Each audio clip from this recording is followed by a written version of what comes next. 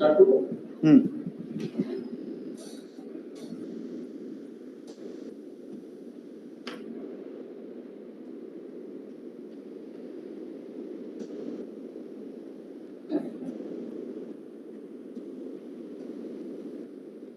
very, very good evening to all of us, all of you who are joining us from various parts in the country today.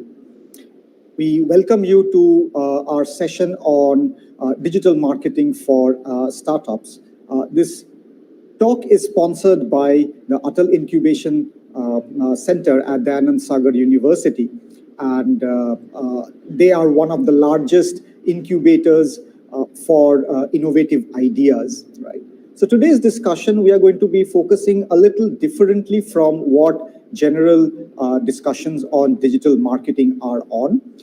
Our discussion today will focus on leveraging the tools for digital marketing when a company is probably still in its incubation stage, where the founders are more important. Building a brand for the founders become very, very important, right? So for those of you who are joining us from various places, this is a WhatsApp code for joining the support group for this session. You can click on that and ask your questions directly on the WhatsApp group, or you can post your questions on YouTube as well, right? We will try to answer those questions as well. That said, before we get started about how to use digital marketing specifically for startups, let's have a quick overview in terms of what are the tools that come under the digital marketing umbrella, right? Because digital marketing encompasses a number of tools that allow a company to talk about its products, services, and all of that to the end consumers, right?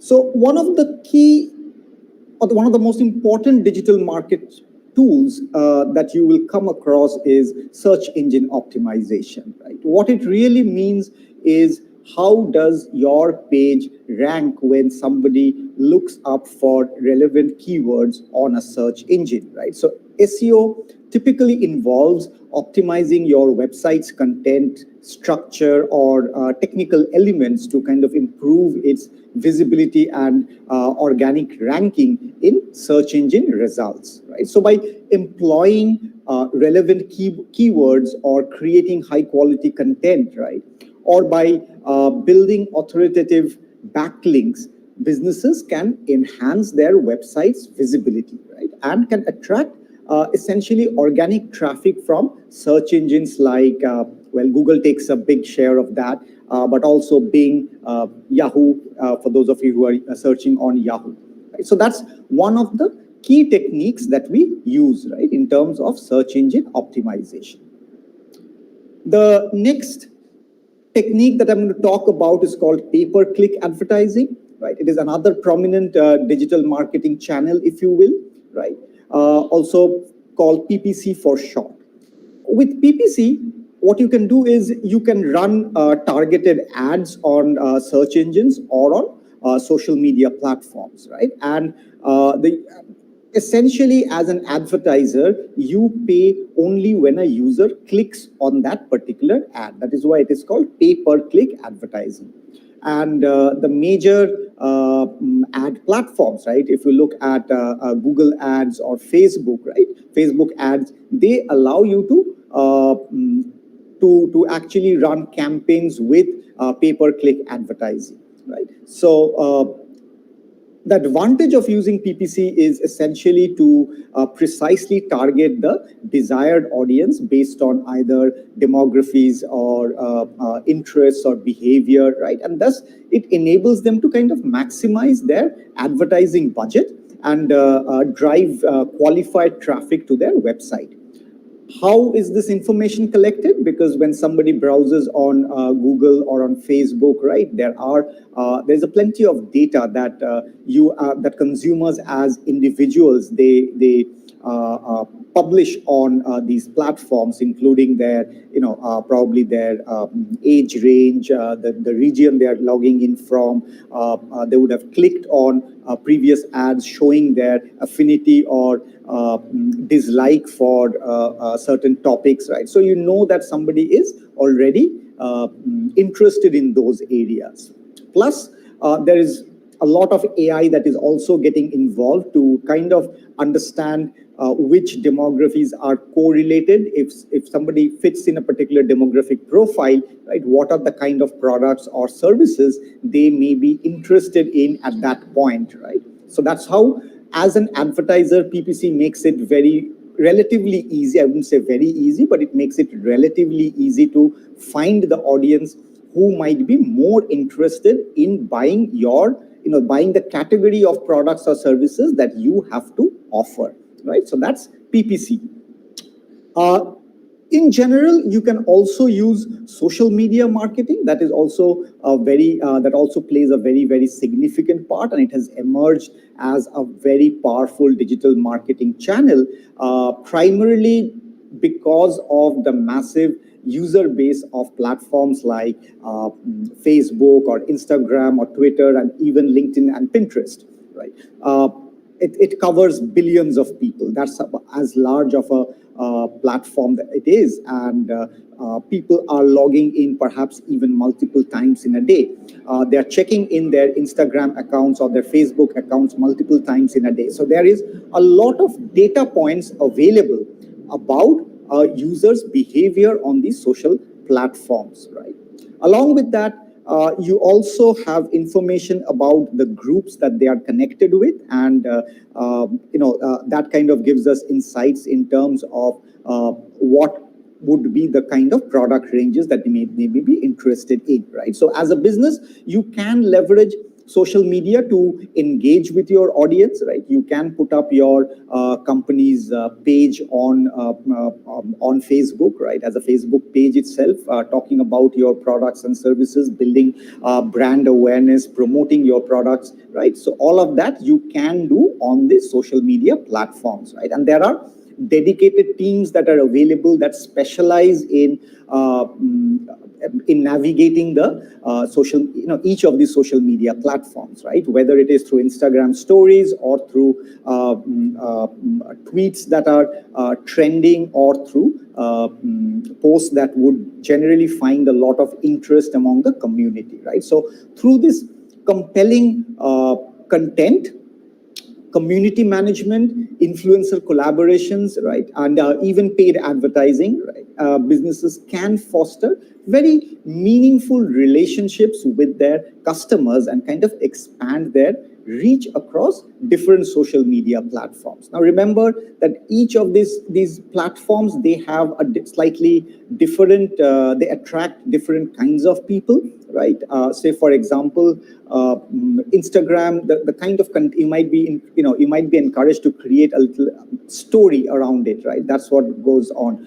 If you are looking at TikTok, right, you might want to put in a little video. If you are looking at Twitter, you have a character, you're trying to create very condensed information, right? So each of them have, they are preferred for slightly different kinds of content, and that is why you may need separate teams which specialize in each of these different platforms, right? Another very, very popular technique is called content marketing, right? And content marketing plays a pivotal role in digital marketing strategies. Why?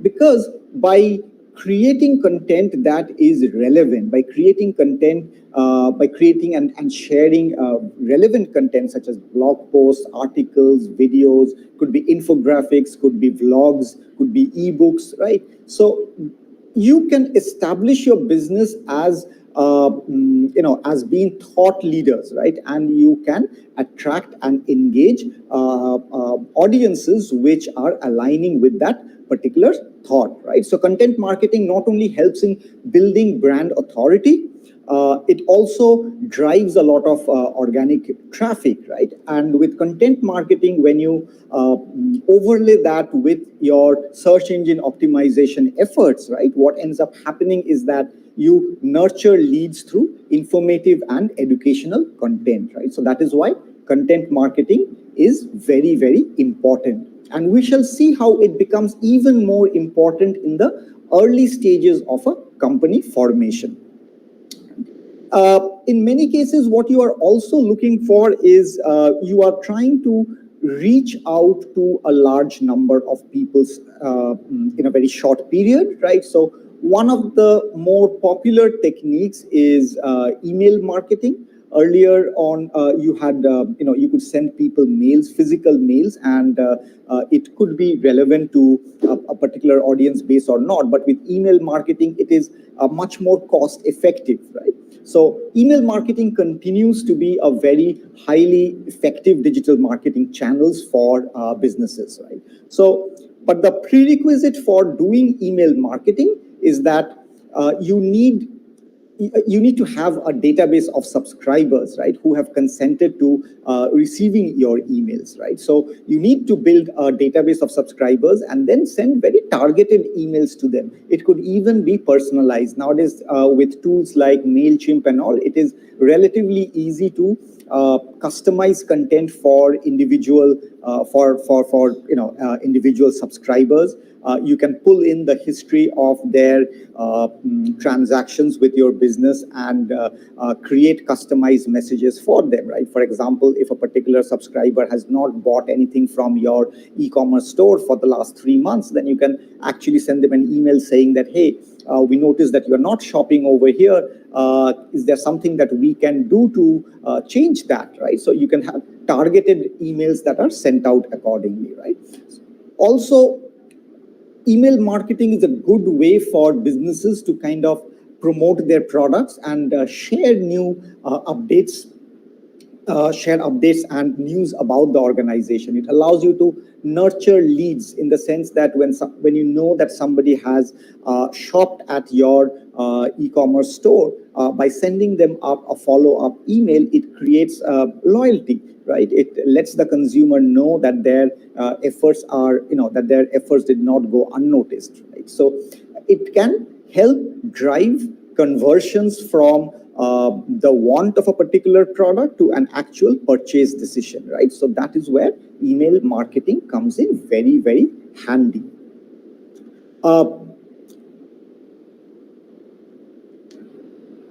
As I mentioned, with tools like MailChimp, right, there are not only MailChimp, there are plenty of email marketing automation tools, right? And the advantage of these automation tools is that you can actually, you can amplify your outreach to your audience base, right?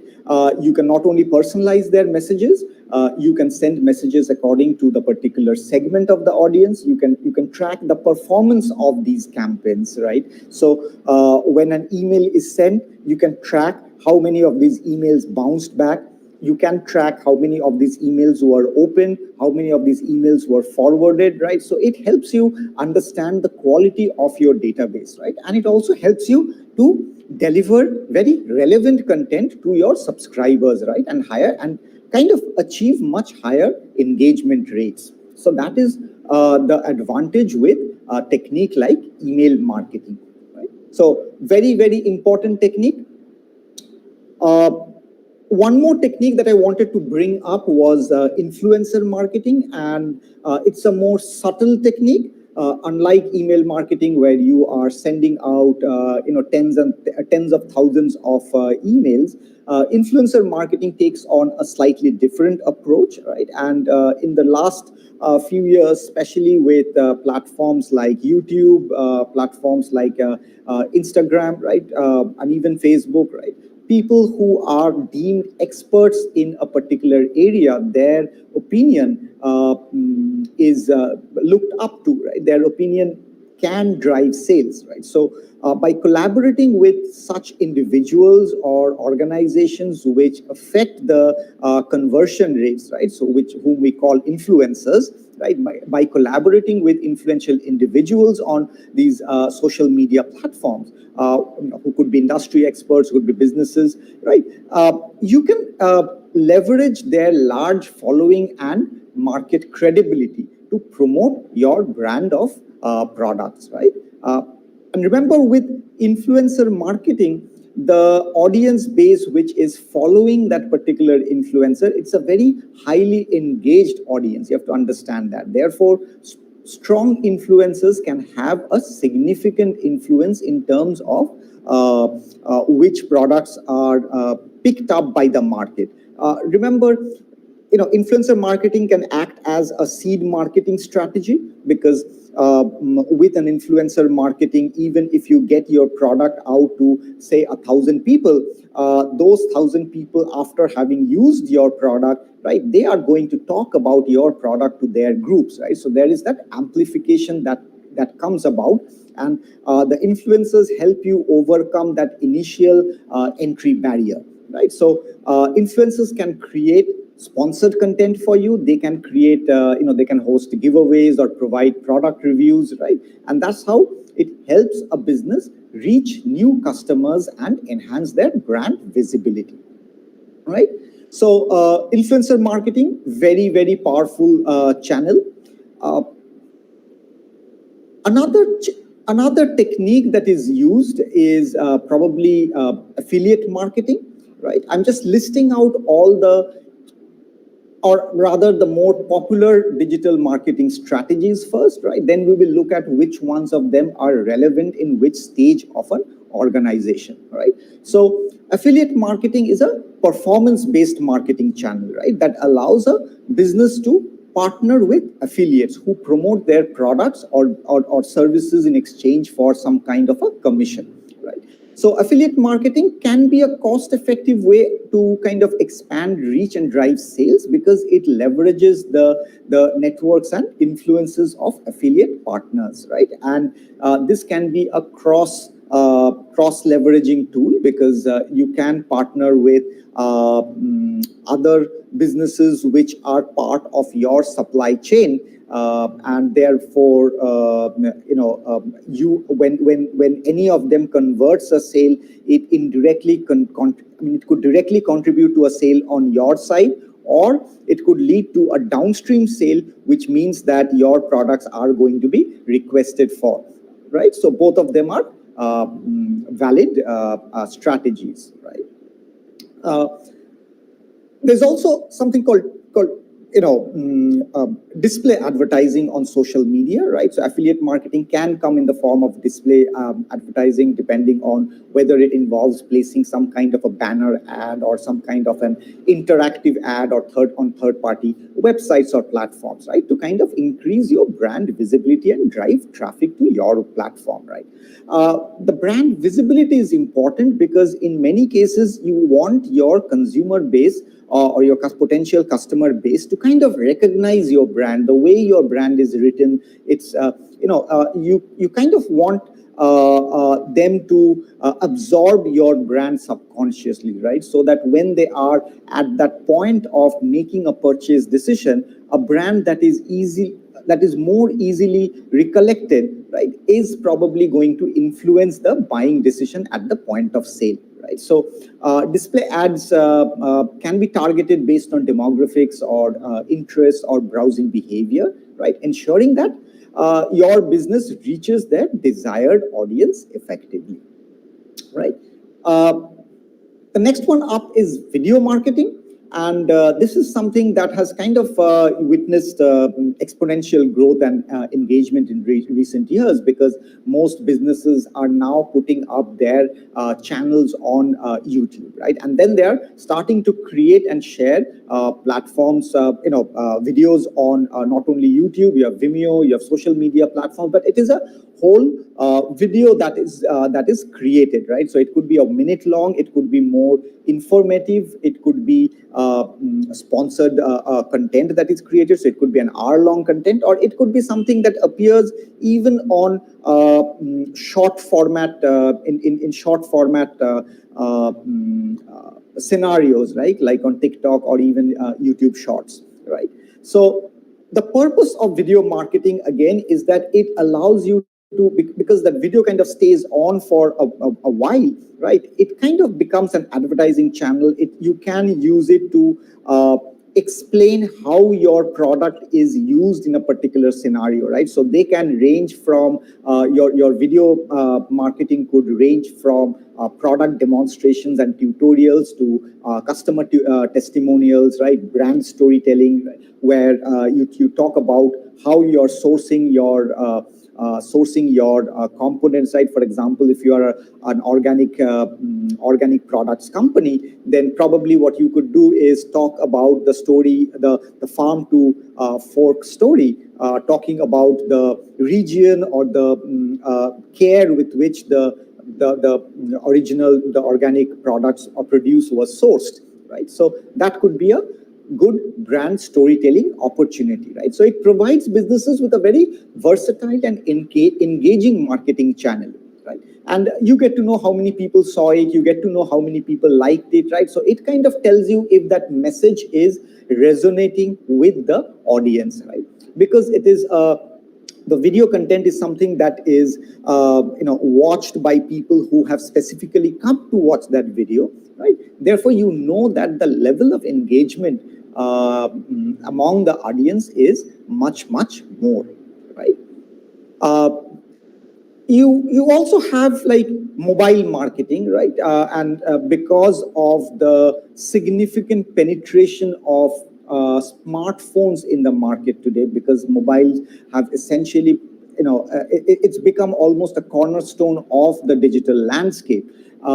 You can target users on mobile devices through either mobile apps, SMS marketing, or essentially mobile optimized websites, or even push notifications, right? So it kind of allows businesses to kind of deliver personalized, not only personalized according to the user of the mobile, but it also allows you to kind of deliver location-based messages, for example, right? It allows you to kind of engage your users through the mobile apps and optimize their website or mobile experience, right? It kind of gives them a very seamless user experience. And if your brand is able to provide a better or a more seamless user experience, then it has a higher chance of converting a sale, right?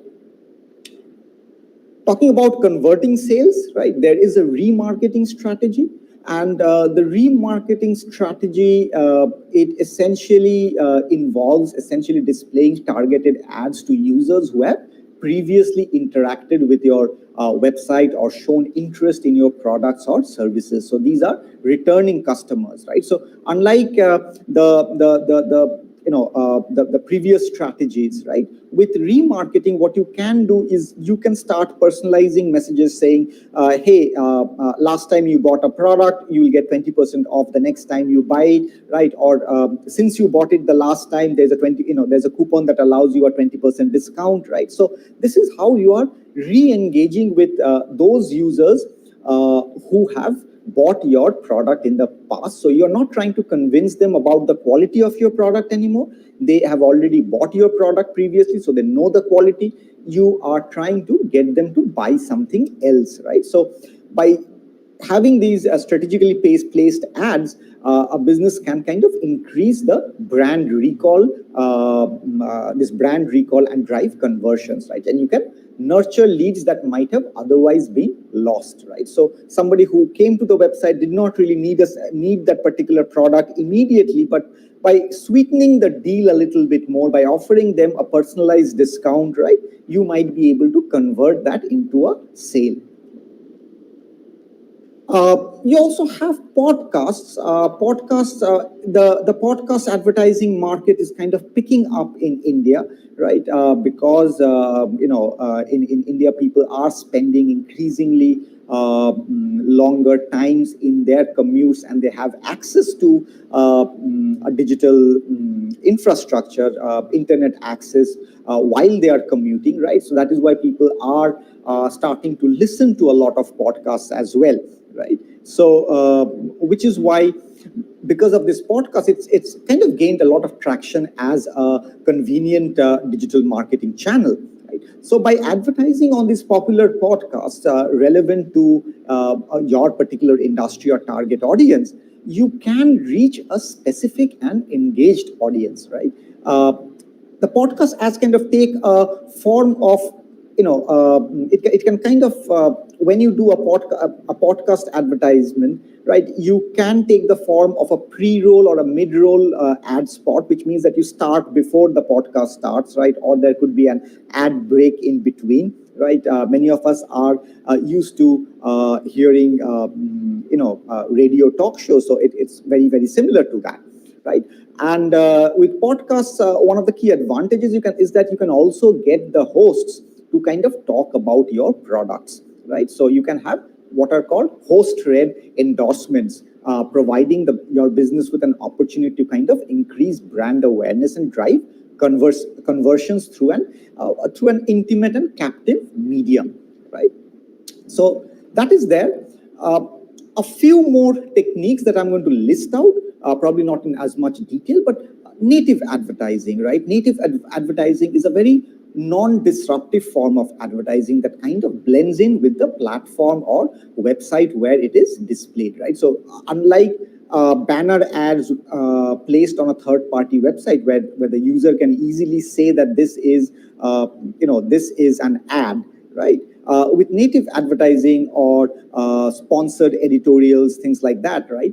It's a very seamless experience with the regular website content, right? So native ads kind of match the visual and contextual style of a particular platform, making them more engaging and less intrusive, right? So as a business, you can use native advertising to kind of promote your content, products or services, right, on pretty much news websites, content discovery platforms, and things like that, right?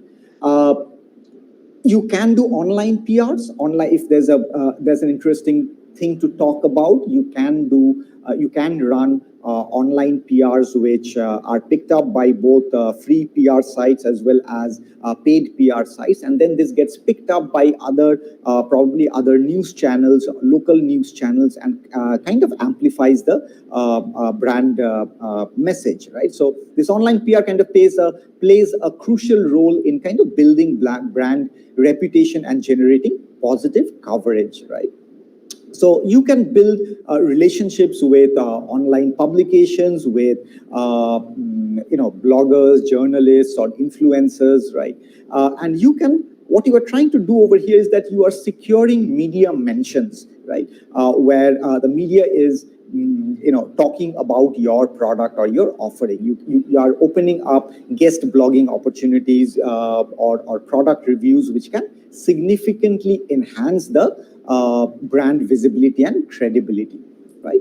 And finally, you have chatbot marketing, right? And chatbot marketing, it is emerging as a digital marketing channel that kind of leverages a lot of AI, right? And this chatbot is being used to automate customer interactions. Now, whether it is a chatbot that is available on your website or a chatbot that is on WhatsApp or Telegram, right?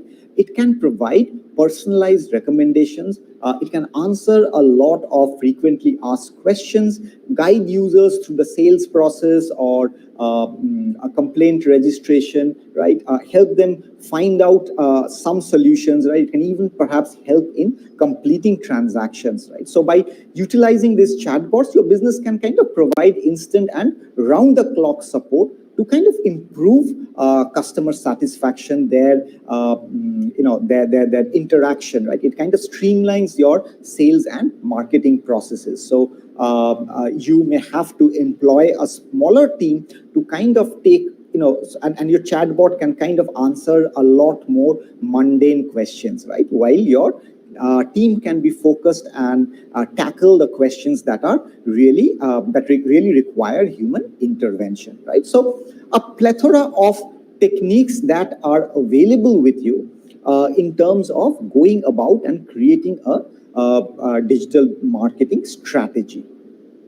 Now, that said, in our previous sessions, we had discussed significantly about the growth path of a startup, right? And what we had discussed in these discussions was a company did not just come about, right?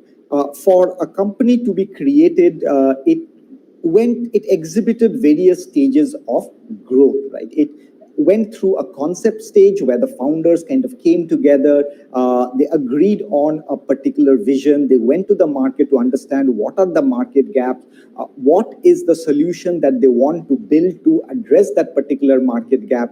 They set about a mission in terms of where they want to be in a given time frame, right? This is where the company was kind of getting formed, right? So after the ideation phase, essentially, the company was getting formed, and when the company was initially formed, it went to various investors to kind of raise money, create a MVP for the solution that they want to build, go to a test market, repeat that process over and over again until they had significant confidence in the product that they had built, and then they went forward with an expansion plan, which took the company to its growth stage.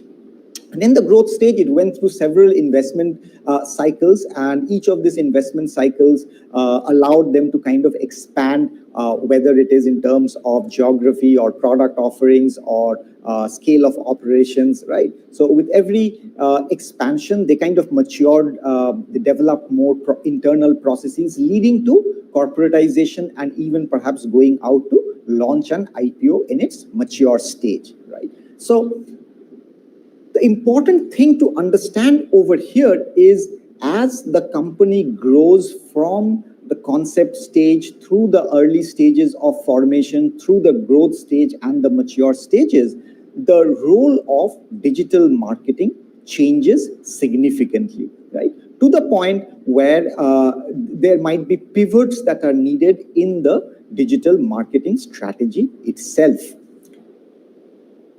With an incubation center like Dayanand Sagar, like the Atal Incubation Center at Dayanand Sagar University, right? It can help you very well in the early stages of the company when you are still thinking about how to shape up your particular idea, how to turn that into a viable product, right? So that is where an incubation center provides you with these kind of services to help create what we call our market linkages between your idea and the market needs, right?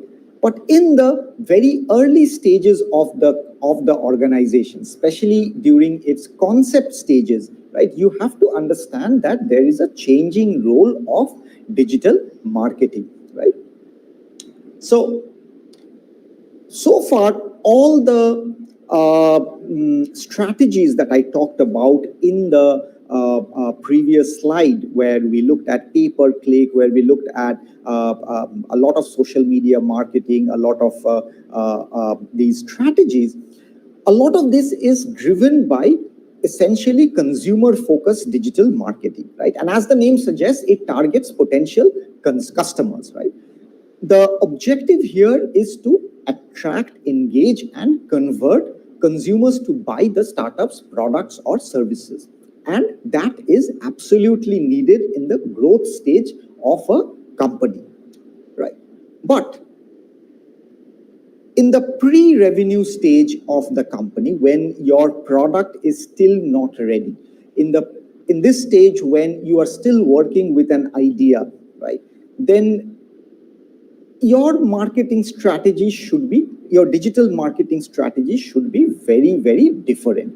It actually pivots around to building what is called investor relations. So when you are being incubated at an incubator, or you are in the very early stages of your startup, the role of digital marketing is essentially building investor relations. So it's an investor-focused digital marketing which targets potential investors with the aim to attract funding. And that is fundamentally different from consumer-focused digital marketing.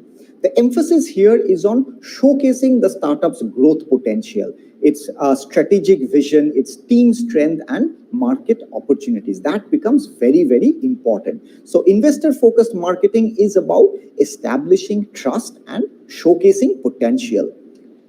Here, the communication is more business-centric, focusing on what are the market opportunities. Remember that the reason an investor would be interested in your business is if they see a potential return on their investment, right? So the tone is typically more formal and informative and aiming to kind of establish credibility and confidence in your business, right? So as a startup, it is crucial to understand these differences because when your first website is launched, right, you have to create a balanced digital marketing strategy that caters to both consumers and investors. So initially, what might happen is the role of the founders, the role of building the credibility of the founders may become more important, right? Whereas later on, the concept and the product tend to become more important, right? So while consumer-focused marketing can drive business growth and provide proof of, it can validate your MVP proof of concept, investor-focused marketing has to attract the funding needed to fuel the growth, right? And both of them are important, but they are important in different stages of the organization. So what I have marked in blue is essentially the stages where the role of the digital marketing strategies is essentially to attract investment, right? So this is typically the pre-revenue phase where tangible business performance metrics may not exist. And this is where kind of branding kind of plays a very, very crucial role in terms of attracting potential investors, right? Remember that an investor may be willing to invest in a vision, right? They may be willing to invest if they trust the founders, if they believe that the founders have the potential to execute the ideas that they are proposing. If they believe that the founders can, they have the knowledge, they have the resources, they have the technology in order to effectively execute and create a viable solution to the problem that they want to address, right? And this is where a lot of branding also comes in. Remember that your branding is more than just a logo or a catchy tagline. The branding is really a reflection of the company's identity, values, and potential, right? So a strong brand can convey a compelling story, but it takes time to kind of build up a brand. As a pre-revenue incubated company, right? You may not really have a lot of brand equity. So you have to build that brand equity around the founders, right? As I mentioned, the digital marketing tools and techniques that we had discussed so far, right? What you may find is that quite a few of these channels may not be relevant when you are building your digital marketing strategy focused on investor relations, right? For example, pay-per-click, right? Or email marketing. If you are not selling a product yet, or if you are not in a stage where you are selling a product yet, right? Email marketing may not be an effective channel, right? Or for example, chatbot marketing, right? If you're not encouraging consumer, if you're not at a stage where end consumers are querying you yet, so chatbot marketing may not be the right channel to focus on. Instead, channels like content marketing or influencer marketing or online PR can play a significantly more important role in promoting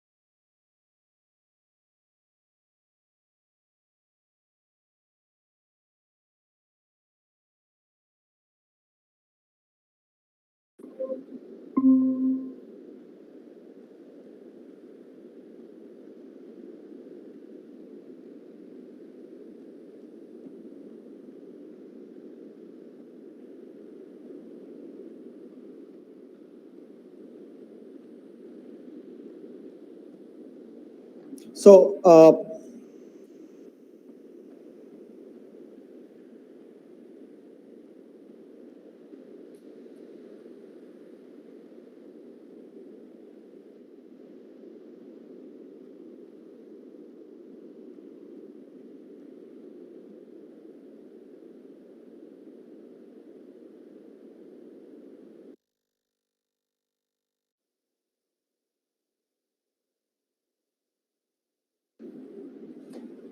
So, in the next part of our discussion, we are going to focus on probably three. Instead of talking about all the digital marketing techniques that are available, we are going to kind of talk about, compose them into 4 or 5 key ideas, right, around which the marketing strategy for building investor relations should be created, right? And the first one I wanted to talk about was essentially the importance of creating a founder profile, right? So founders really represent the heart and soul of the startup. Their skills, passion, and vision are what drives the startup forward, right? So when potential investors are evaluating a startup, they often look at the founders' profiles, right? Their backgrounds, their expertise, their past successes, and even their personality and values, right? So they want to see that the founders are capable, credible, and kind of committed, right? So when you look at a startup, it is really about 2 things. It is the founders and it is the concept. In the initial stages of the startup, it is really about the founders, right? It is really about the founders, which outweighs the concept itself. As the MVP comes out, then the concept kind of becomes more important in terms of focus of the digital marketing plan. So essentially, the digital marketing plans need to align with this reality, right? And as the pitches become more focused and market validation is available, the digital marketing plan pivots towards promoting the concept or validating the concept itself, right? So in order to build a founder's profile, there are several options available. I'm going to talk about building this profile, say, on LinkedIn, right? So LinkedIn is a very powerful tool. It's a product owned by Microsoft, but it's very important in terms of building a founder's profile, not only because it's the world's largest professional networking platform, but it kind of allows you to display your career achievements. It kind of allows you to talk about your insights and visions, right? So it's a platform of choice for professional networking, and a well-crafted LinkedIn profile can kind of serve as a powerful tool to showcase the founder's professional journey, their achievements, their skills, and even endorsements, right? So as a founder, you should take the time to ensure that your LinkedIn profile is complete, professional, and engaging. How can you go about doing that?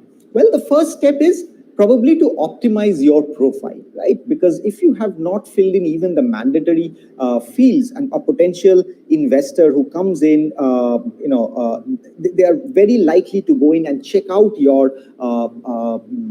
LinkedIn profile, right? And if it is incomplete, or if there are red flags in that profile, it kind of cuts short a discussion that that could have otherwise been very, very fruitful. So just go ahead and make sure that your profile is complete and professional.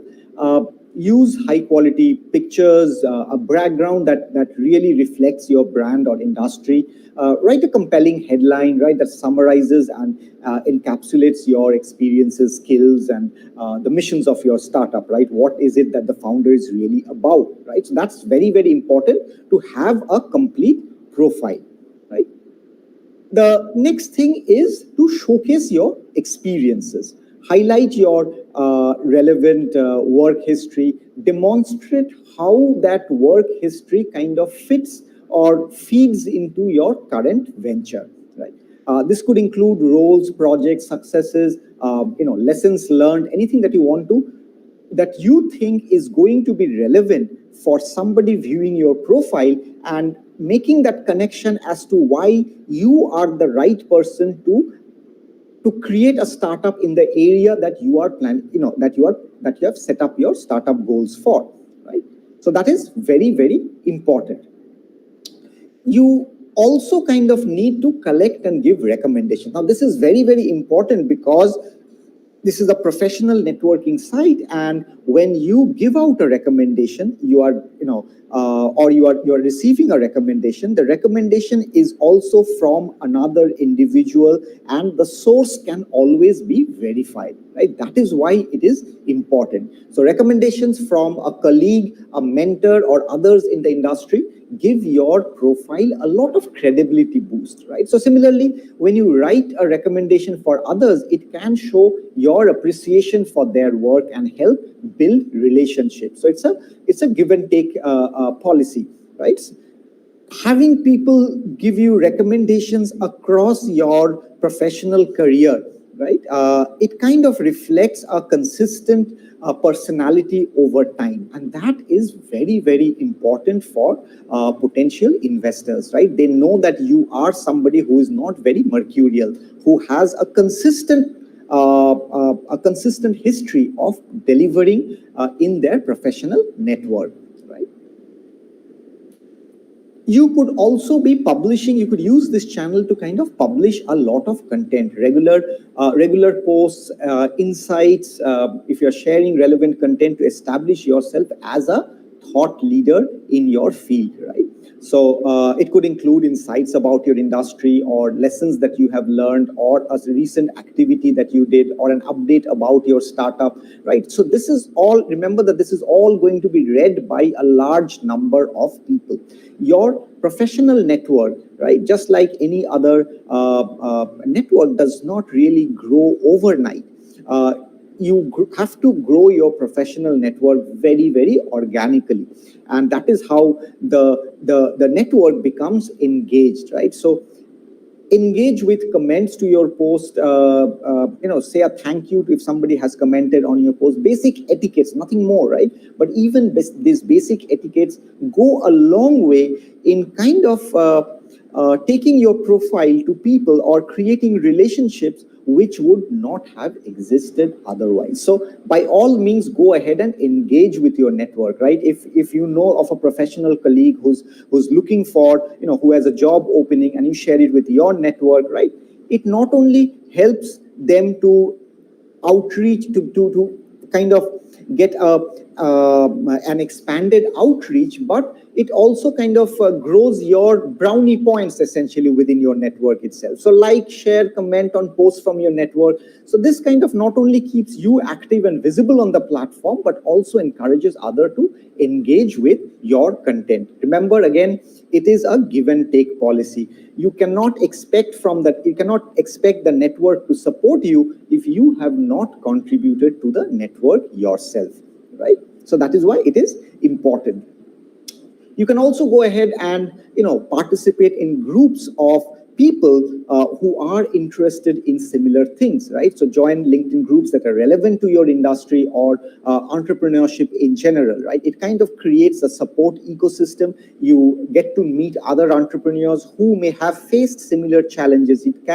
You may be able to get answers to problems that you are facing, which may not really be technical, which may not really be market related, but So interacting with other entrepreneurs may give you insights about their journey, the hardships that they face, the resistance that they faced in the market, and you may be able to learn from their experiences, even instead of you having to go down that path and experience that hardship for yourself, right? So you can use these groups to participate in discussions, again, to share your insights, connect with other group members. You have to remember that with LinkedIn, there is typically a limit in terms of how many people can you reach, connect with on a weekly basis. But on groups, you can essentially send out a connection request to any member who is already part of a group, right? So that kind of is a little cheat around that connection request limits, right? At a stage where you think you are ready to talk about your startup, right? Then at that stage, you can get to highlighting your startup, right? So use the experiences section to kind of describe your startup, its mission, its accomplishments so far. So it kind of tells your audience, your network, that you are providing a service or you are building a product to solve a particular use case, right? You never know who may be in need of that kind of a product, and because this network is grown organically, somebody in your network may not hesitate to reach out to you if they feel that it is something that they need from you, right? So when you are highlighting your startup, right, if your startup has its own LinkedIn page, make sure that you link to it, right? So you talk about, you link your company's page to your personal page as well, right? You can also start to share your vision about your organization, right, in your About Me section, right? And this is, LinkedIn kind of allows these long form posts which can be used to share your vision, or it can be modified to talk about things that are really, really important to you, right? So these long posts essentially are your credibility markers, right? So these posts can be shared by your network, extending your reach, right? And in general, LinkedIn is a platform that you should use to network, right? You connect with potential investors, mentors, industry leaders, even potential employees, right? And when you engage with their content, when you find an opportunity to use somebody else's skills and capabilities, right? So that's what this platform is really about, right? In many cases, what might happen is, if your startup is in need of particular skill sets, right, which is not there within your founders, you might be able to find other people who can complement you. You can actually search for co-founders on LinkedIn itself, right? So use that. Lead discussions, right? Your profile should really showcase very, very strong thought leadership in the focus area of your startup, right? That is what creates confidence among investors in your ability to drive change using your startup, right? So remember that building a strong LinkedIn profile and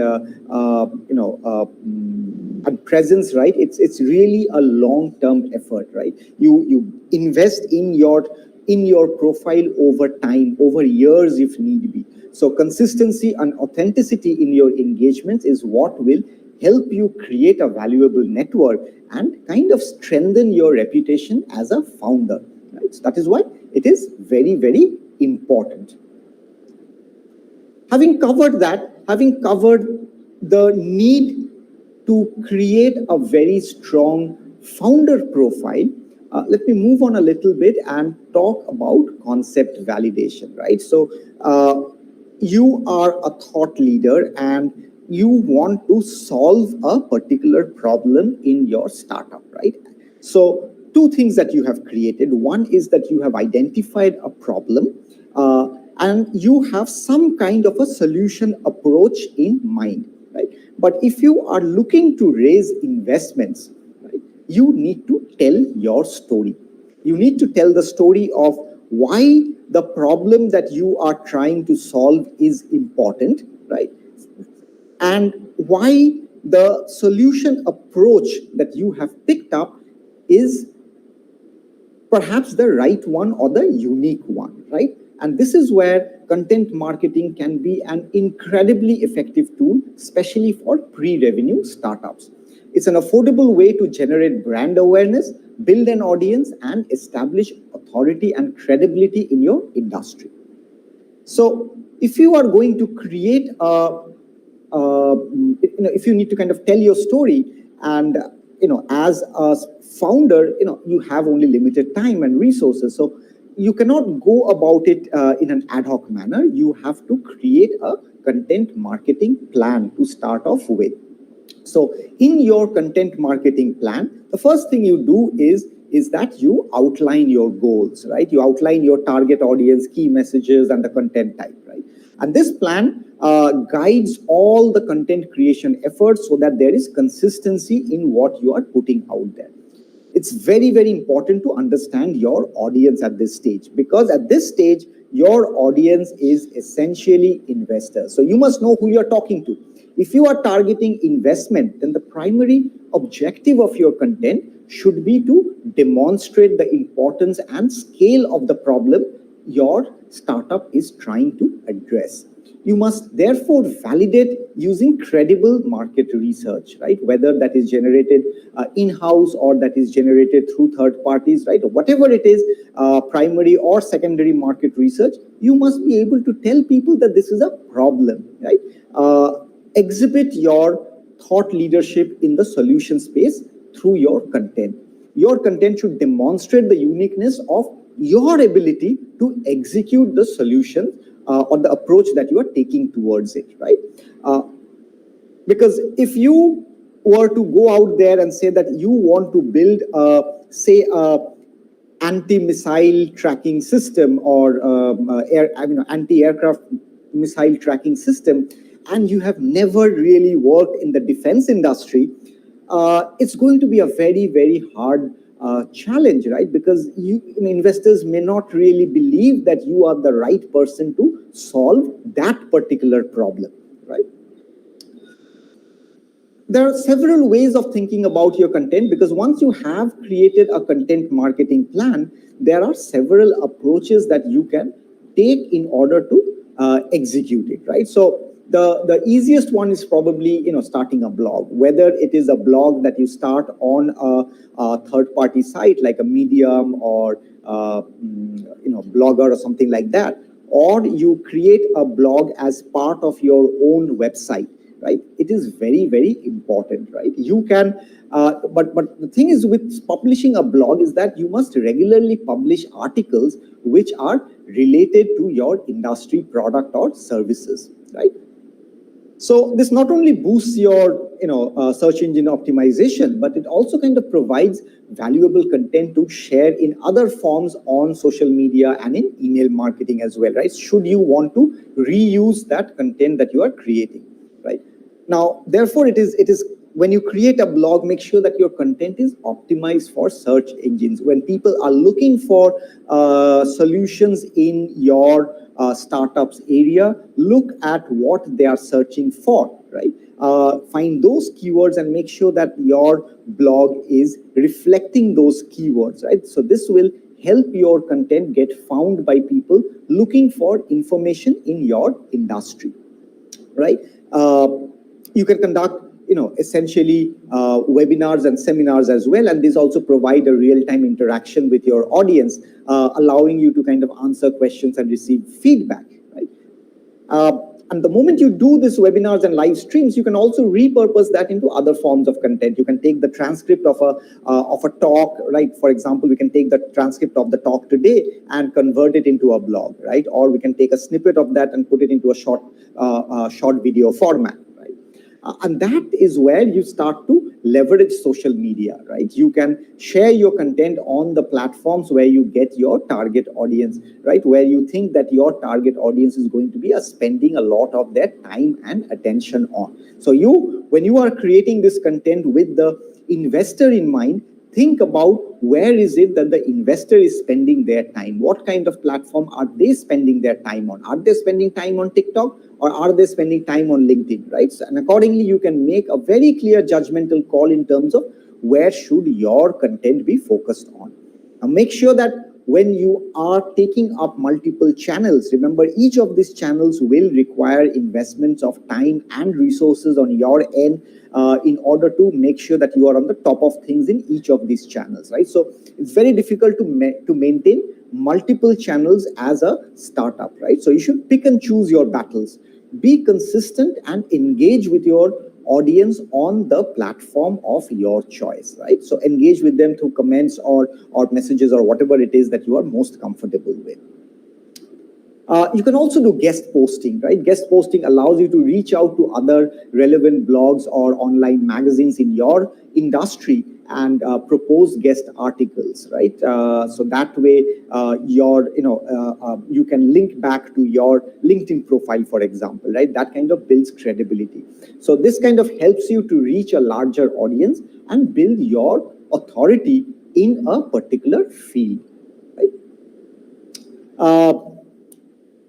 When you create text-based content, again, there are some people who want to consume content in a text format, and there's going to be other people who may find it more engaging to look at video content, right? So they may find it more engaging than text-based content, right? So look at how you can also leverage platforms like YouTube, platforms like Instagram, right, in order to create short video contents, right? Whether it is about the founders, about the areas that you are targeting in the industry, which capture your opinions and perspectives about that particular industry. You can create video content around that as well.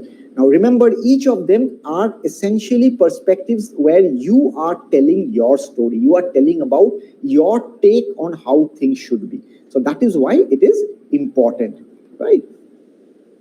Now, there is another concept over here called lead magnets, right? And lead magnets are essentially where you are bringing a potential investor or a market researcher onto your website and offering them something of value in exchange for their time, right? And this, what you're offering in value could be an ebook, it could be a white paper, it could be a discount code or access to some kind of an exclusive video, right? So all of them are kind of categorized under lead magnets. But the essential point here is that you are essentially having a fair transaction and paying somebody for their attention and their time by giving them something of value, right? Now remember, if your content is not appealing, if it is a lot of text, then it might present a barrier from people accessing that information, right? So that is where you might look at infographics and visual content, right? So where you are explaining your content in a representative form that quickly summarizes the overview of the problem that you are trying to solve, or the solution approach, right? The infographic with a little bit of effort, that infographic can quickly go viral on a lot of the social media platforms, giving you a lot of accelerated reach, right, which you would not have gotten otherwise. Right? You can always pay in some content farms to generate automated content, but if the genuine engagement is not there, then followers, inorganic followers, they may not really help your cause, right? Because they kind of give you a wrong perception of what your real reach is, right? So ensure that at the early stages of your organization, grow your marketing strategy as organically as possible. It ensures that your initial set of customers, investors are going to be genuine people, right? You can also create content around social proof of your idea or solution, right? So the social proof is essentially collecting and showcasing testimonials, It could be case studies. It could be reviews from individuals who are affected by the problem you are trying to address, right? And they could be talking about how they are solving their current that problem right now, right? So, if, for example, if accessing water for irrigation in a particular field in some district is a problem, if you have a farmer from that district talk about what they are currently doing to irrigate, right, it becomes content, right? So featured expert opinions, endorsements, and any recognition or awards that you have received from academicians or business leaders, right, or people who are working at the bottom of the pyramid, because this matters a lot. It brings out the voice of the people facing the problem and the validation for the solution approach that you are proposing, right? So remember that the goal of content marketing isn't just to sell your product or service. It is to build relationships with your audience, and here your audience is are potential investors. So build your content around things which would be appealing for them, which would be appealing to them in the form of either something that solves their a problem in their ecosystem, or something that they care deeply about, or have a desire to address themselves, or they see a significant upside in terms of their investment, right? So that is why they will get in touch with you.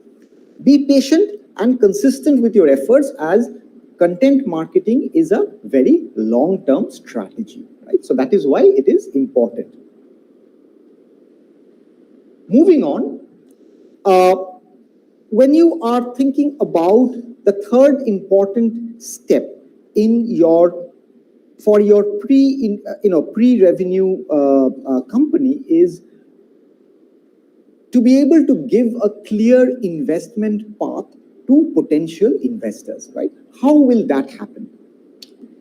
One of the things that you can leverage is to create an investment-centric website. Now, typically, when we think about a startup building their website, the first website that I see is about, the product, is about the sale price, is about order the product here.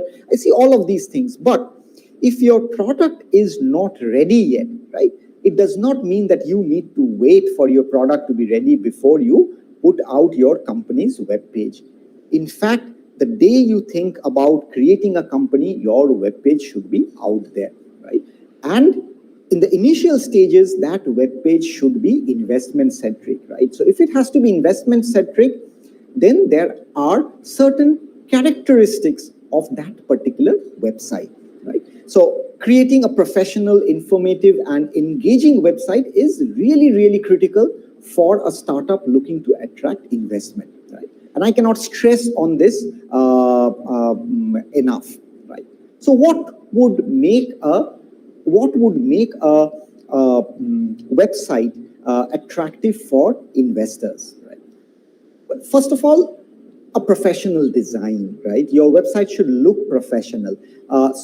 There are multiple platforms that you can use for creating automated websites. That's not a problem, but have your website designed by somebody who can give it a professional look, make it easy to navigate, and kind of reflect your brand's personality. And it's often worth investing in. That is why it's kind of important to invest in professional web design services to make sure that your site makes a great first impression. Remember, an investor, a consumer who left your website, if they need your product, they may come back again. But an investor who left your website is unlikely to look at it down the line, right? Because they are few and far in between.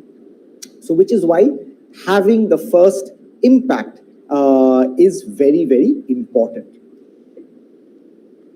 The second thing is to have a very clear value proposition in your website itself. Your homepage should clearly articulate what your startup does, why it is unique, why it matters, right? So essentially your pitch deck, your elevator pitch is what is getting reflected in this kind of a website, right? So very, very important.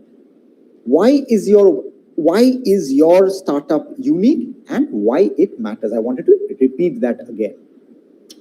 The third thing is you should definitely have a about us page. It should not be an anonymous web page, right? Include a page about your team. Highlight your team members' expertise, experience, and accomplishments. Even if you have just graduated out of college, let it be known that you are young people who have graduated out of college and you are fresh. You are starting this with a fresh perspective. Perhaps you can bring something to the you can bring in a solution that more industry experts are kind of blinded in order to be able to see. Remember, Facebook was started by somebody who did not even finish college, right? So it does not matter, it does not matter where you are coming from, as long as you have a very clear value proposition and you make it known to the world who is it who is behind that organization. So include a page about your team, highlighting your team, your team's expertise, experience, accomplishments, whatever it is, right? Investors want to know the people, want to know the faces of the people they are investing in, right? It is very, very important. Otherwise, they will not be able to create a personal connect with you, right? The fourth thing is your products or services information. Now, this is something which can, where your product may not be available immediately. You can say that it is something that is coming up, but in that case, you must definitely talk about what is the problem space that you are addressing, right? It must provide detailed information about your market size, about, who a user map, how would it benefit somebody who is facing that particular problem, right? How would they interact with your service? That user map should at least be there, or the service map should be there. So if you have images, videos of your product available, if you're already in that stage, that's great. If not, let it be known what are the kind of prototypes that you have built in, link to a demonstration page of your product, right? So even if things have not matured to its complete a state of market acceptance, even if it is a work in progress, you can still talk about it significantly, right? Now, as a investor, people would be interested to know your business model, right? So even without breaking it down into pricing plans, your business model should be known. Explain how your business makes money, right? So this could be a dedicated page, or it could be something that is included in your About Us section itself, right? The business model, whether it is that you are going to have a subscription plans, or you're going to have a pay-per-use kind of a plan, right? Or you're going to have buy the product kind of a plan, one-time sale kind of a plan, whatever it is, the business model should be out there, and that is very, very important. The next thing is market analysis, right? Why should people care about this problem? How large is the problem? Put it out there in your website. Who are the people who are facing that particular problem, right? If there is a credible market research that is available, you might want to link to that particular publicly available report, right? If you have some sponsored research going on, you can quote the key findings from that research itself, and probably give away, make that research report accessible as a kind of a lead magnet, right? If you have had success stories, whether it is with this particular product that you are promoting, or success stories from previous ventures as well, talk about those success stories.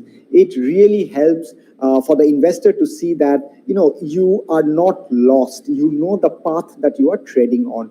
Share testimonials, case studies, or any other form of success stories that you find. And this is where, again, social proof can be incredibly persuasive, right? If you have had any press coverage of your solutions, right, or your approach covered that, right, it also builds in a lot of credibility. Your media mentions has a lot of impact on on attracting investors, right? So depending on the stage of your startup, you might include financial information like revenue, growth rates, or unit economics, or it could be the part of a password protected investor portal as well, right? And if you are looking at investor relations itself, you can either create a separate page or a portal for investor relations, right? Or you could include more detailed financial information, or you could give them an email address saying that if you are an investor, you can email us at this address. You can provide like kind of a press kit as in your footer, right? Definitely make sure again that your web page is not anonymous, right? You have listed out the people who are behind the company. You have provided contact information. Make it easy for potential investors to get in touch with you, right? Don't make it a problem. Make it the easier you can make it for them, the more leads that you will get from investors, right? So include a contact form, email, contact form with phone and asking for phone numbers, emails, or provide your contact information so that people can reach out to you for any kind of queries. That is very, very important, right? And understand that if somebody has visited your website, right, if they have come in that website with a particular intention, especially when you are in a pre-revenue stage where you're not selling products, at that stage when somebody visits your website, then they are coming in because they are looking for some specific information, right? Therefore, you must be able to convert that visit into something that is tangible, right? So there should be a call to action, right? Whether you ask them that can we set up an appointment to discuss this further, or reach out to us, let us know what you think about our website, right? So what do they do? What do you want your visitors to do to your site after they have learned about your startup, right? You want them to contact you. You want them to schedule a demo. You want them to sign up for a newsletter. You want them to reach out to you for more information, right? Whatever it is, that's your call to action, and make sure that it is clearly stated somewhere in the website, right? As a young startup, you are going to be very, very nimble. You are going to be very fast, and there are going to be significant pivots that you are also making, right? In terms of your business model, in terms of your pricing strategy, in terms of your product design. It's a startup world, so things are going to change very, very fast, right? So make sure that your website is updated with the latest news, product updates, company milestones if need be, right? It creates freshness. It ensures that a potential investor who comes in knows that there is effort that is spent behind this kind of consistency. And that is very, very important. That is what allows the investor to understand that you are serious about your business, right? So as I mentioned in the beginning, your website is probably the first impression your potential investors have about your startup. So make it count. It is very important to make that impression a good one, right? So make sure it's professional, informative, and reflects on your startup's brand and vision, right? So very, very important part when it comes to knowing about, telling people about a clear investment path. What should they do after they got to know about you, right? The last strategy that I'm going to discuss is focused on essentially, you are at a stage where, you're focused on the founders. You have asked for, probably have asked for investments and all of that. But at some stage, you need to, you are going to start building your minimum viable product, right? When you have your minimum viable product, you know that you are ready to go to market. You know that you are ready to launch the product, right? So rather than waiting for, D-Day when you are launching the product, you need to have a digital marketing plan in place in order to build anticipation among the market, among the target segment you want to go after, right? So that is why it is very, very important as part of your strategy itself to have to be able to create anticipation for a new solution, right? And it requires a well-orchestrated digital marketing strategy. So what are your potential bets over here? What can you do so that the market is looking forward to for your product to launch, right? Well, you could have teasers, right? Teasers are very interesting, right? Every movie has a teaser, right? So you start off with a series of teasers on your social media platform, probably email. This is where your email marketing might come in. So you might start to email potential groups of subscribers, right? Or you could put it on your website itself, right? So this could include behind the scenes glimpses, sneak peeks, cryptic messages, hinting at what's coming, right? So these are all parts of what we call our teasers itself, right? You could get into content marketing. So, remember that you already have a content marketing plan in place. So at this point in your journey, you could start to develop blog posts, infographics, videos, or podcasts that delve into the solution that is going to solve the problem without revealing the solution itself, right? So you could start talking a lot more about the solution approach, right? Saying that, hey, we are working on a version. We created we ran a test. Things were very, very successful. Now we have the next version coming up. We are almost ready with the product. It's performing 10 times better than our previous version, right? So this is how you can create content for priming the market about what's coming next, right?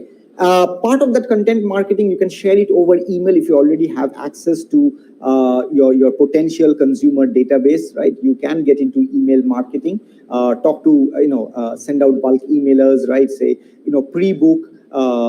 You could make your emails engaging and progressively reveal more about the new solution, right? You could ask people to, you could be giving people discounts for pre-booking on the product, right? So this is another approach to take when you are priming your markets, your potential target segments, right?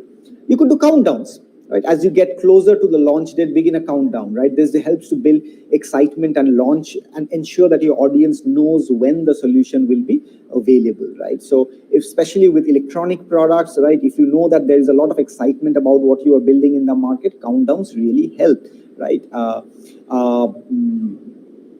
You could also be using a lot of webinars or live streams, right, where you're talking about your product. These are, again, sneak peeks or mentions about when the solutions is coming.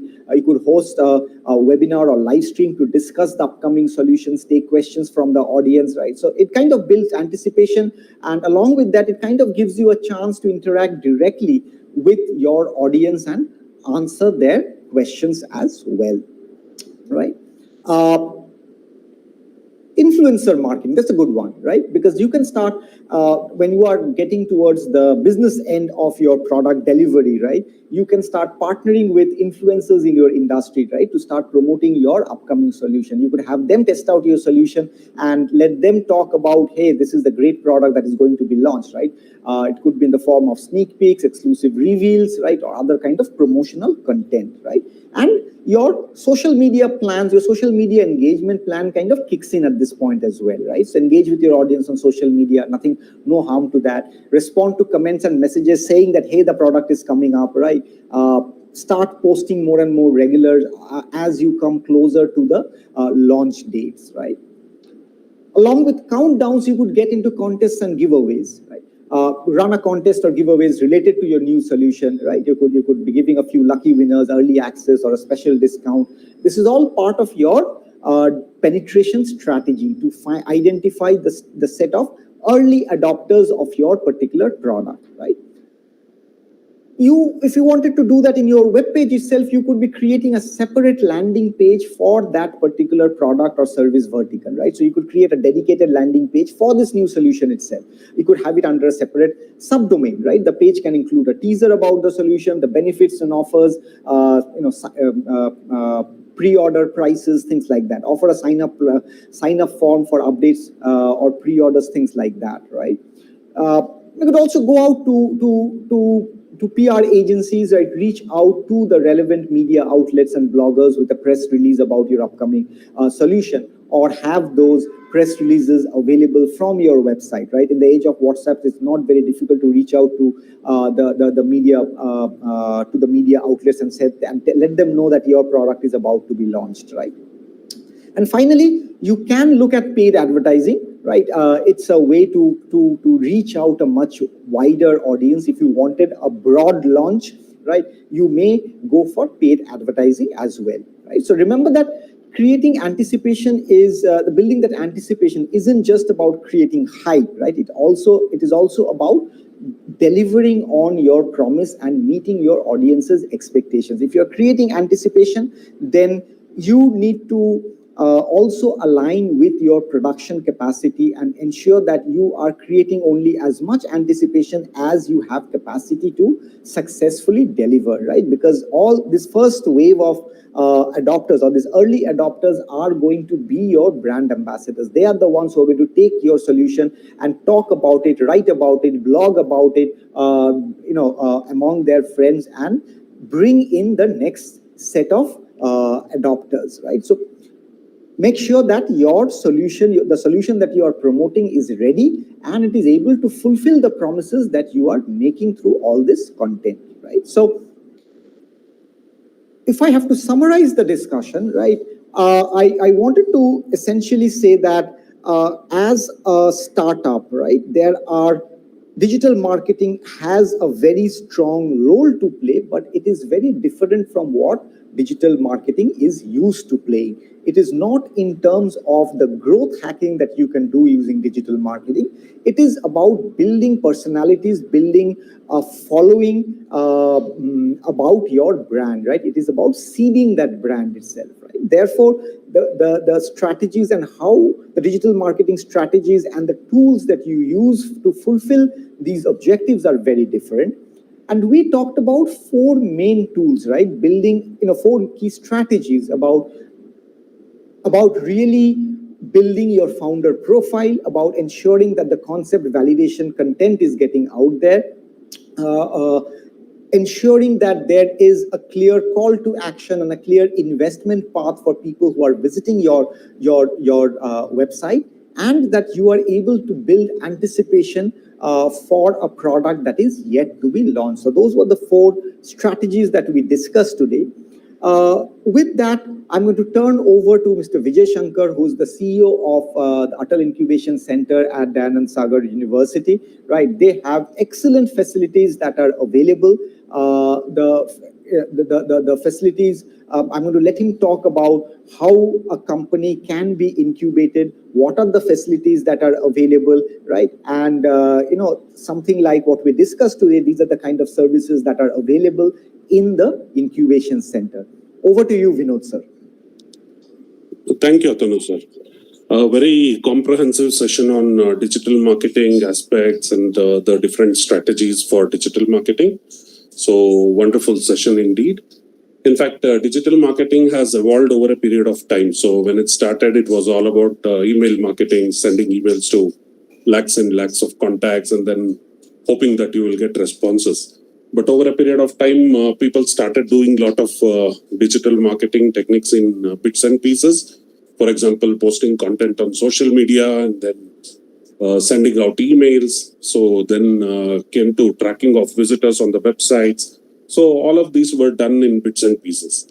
And today we have a lot of marketing automation technologies like Eloqua, Pardot, Marketo, Acton Software, HubSpot. So you have plenty of them in the market actually. So you can have an integrated solution wherein you can launch all your digital marketing campaigns with the push of a button. For example, you can push social media content and you can track the visitors on your website. So basis that you can also send emails to them. So whether they open the email or they click the email, all of these can be tracked. And accordingly, you can send drip campaigns or nurturing campaigns. So all these are very advanced techniques wherein you can follow digital marketing aspects for your company, whether you are trying to attract customers or whether you are trying to attract investors for your business. Overall, a great session, sir. So enjoyed thoroughly. And then at the AIC DSU, we actually help a lot of our startups with digital marketing aspects of it and even UI UX design. So all of these are done free of cost for the startups through our CSR initiatives. In fact, we are supported by large number of corporates through their CSR grants, and we plow this money into startups and help them get all the digital marketing efforts done. So whoever is interested in incubating with us, either physically or virtually, feel free to reach out to us. So Atanu sir has contact details of our company, and very happy to support you with that. Thank you so much. Thank you. I don't see any further questions on this yet, right? So I think we can go ahead and close the session for the day, right? Thank you all for joining us today, and I hope you took back something important from the session. Thank you, everybody.